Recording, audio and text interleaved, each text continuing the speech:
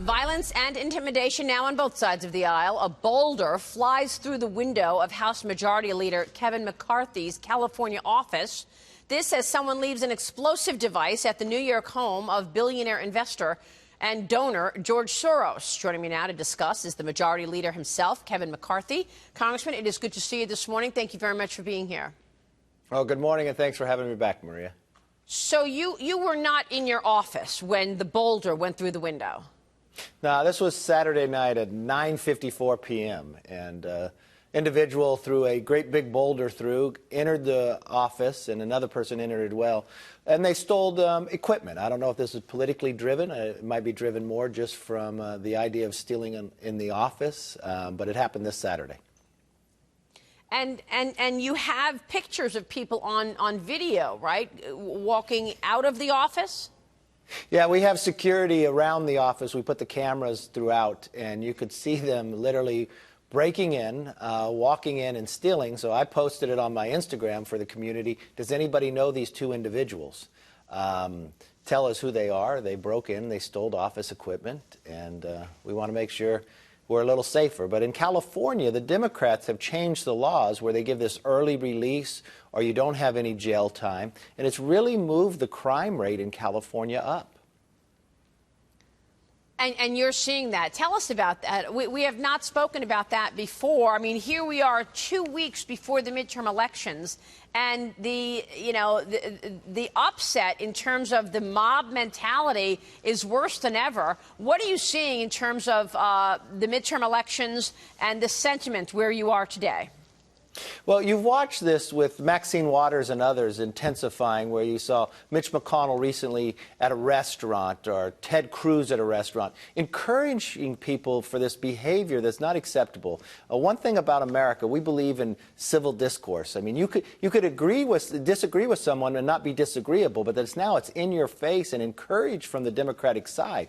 But there's some very good news, Maria. If you look at 8 of the most critical states for the U.S. Senate, and they have early voting now, because we're just 2 weeks away from today is the election, the Republicans are turning out higher in 7 of those 8 that have voted. And remember, the intensity level was on the Democrat side by more than 10 points before the Democrats did what they did to Justice Kavanaugh and to Dr. Ford. I think America kind of woke up. And I give a lot of credit to this president because those are the states that he's traveling in. This is an individual that works so hard. He has an unbelievable work ethic. And more importantly, look what he's done for this country.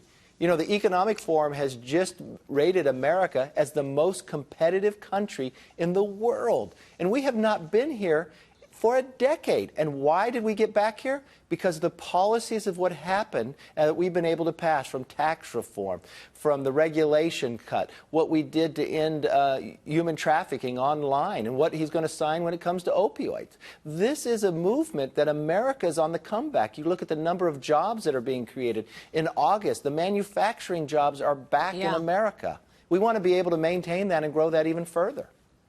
And do you think that voters will be voting on that, on what you're talking about, this very strong backdrop? I know the president has been campaigning a lot. He's talking about the economy. You have been campaigning a lot and raising more money. You actually, the last time you were with us, told us you saw a change in terms of what's going on as a result of all of this. Do you see voters talking about this in particular? I do see voters. I listen to voters talking about this. And you're right, I am on the road. I'm down in Tampa today. I'll be with Russ Spanos, an open seat, competitive seat. One of the challenges that Republicans have is, one, history is against us, but secondly, the number of retirements that we have. But the real challenge that we have is 3 individuals who are trying to buy the Congress and flip it. One is Soros. One is Tom Steyer's that has spent more than $120 million. And then Bloomberg, where you saw that all that entertainment of what he brought forward, saying he re-registered as a Democrat a week ago. He also gave an $80 million check to win the House and a $20 million check to win the Senate because he wants to run for president. He's trying to buy the nomination. But I think the voters are waking up to that. The money is an advantage to the Democrats in this last realm, but I'll be in 5 different districts in Florida, then I'll be up in Georgia, where Bloomberg just gave $2 million to try to beat Karen Handel, who is one of the most effective members in Congress that won that big special election, Tom Price's old seat in Atlanta. But that's what they're trying to do, and that's what the message you have to get out. For those listeners out there that know that what this economy has changed, America being competitive again, we've got more people working ever, we got more jobs being offered than people looking for it, and unemployment at an all-time low. Well, it's interesting because you mentioned Michael Bloomberg. I saw Chuck Schumer the other night, and he said to me, Maria, who will you vote for, Michael Bloomberg or Donald Trump? So, I mean, he was referring to 2020. I just laughed at it because Bloomberg was at the event, the Al Smith dinner. Do you think Michael Bloomberg will be on the other side of the podium with President Trump come 2020? No. He may have been able to buy off Schumer with that $100 million that he gave. Who knows if he's trying that Pelosi's in the same place. But I don't believe that'll be the case. I don't believe he'll win the nomination from the Democratic Party. With all of this, Congressman, you've got this border crisis. President Trump says he's going to send as many troops as necessary to stop now 7,000 migrants strong caravan headed for the United States. This goes hand in hand with the bill that you've introduced, which includes $23 billion for the wall and security around it. Tell us about the Build the Wall, Enforce the Law bill that you're bringing to the floor when you come back. It's very simple. It's build the wall and enforce the law. And part of enforcing the law are bills that we have voted on in this House, like stopping MS-13 gang members. And I'll promise you that they'll be in that caravan, because that's the #1 place they'll want to go to move through.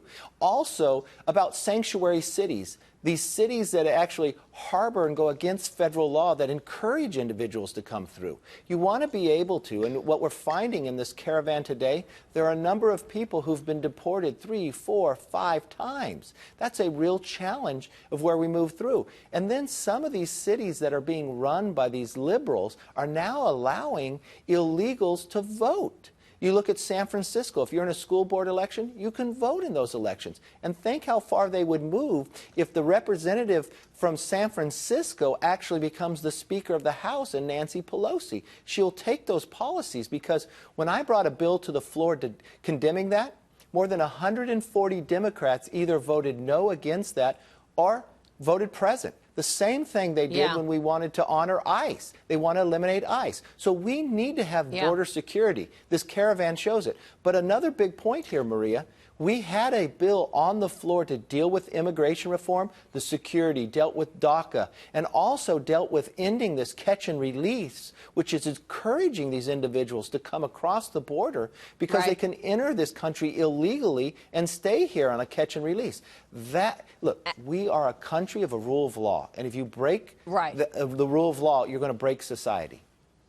Well, look, I'm coming to you this morning from San Francisco, and when watching the market sell off, Congressman, the Dow Jones Industrial Average right now down 416 points as people worry about growth slowing down.